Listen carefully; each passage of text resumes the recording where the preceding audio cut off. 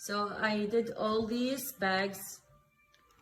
I finished the roll and I checked every day. It was like 3 days ago. And each day I found one bag it's open again. It's leak. So yesterday was 2 bags. I redo it again. But today it was 5 bags.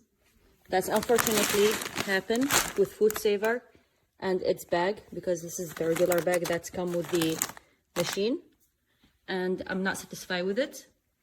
I did a YouTube video on it and I recommend it to my audience, but not anymore.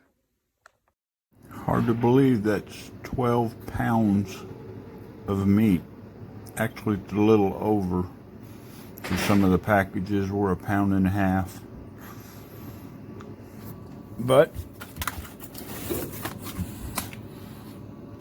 this is 2 pounds of stewing beef,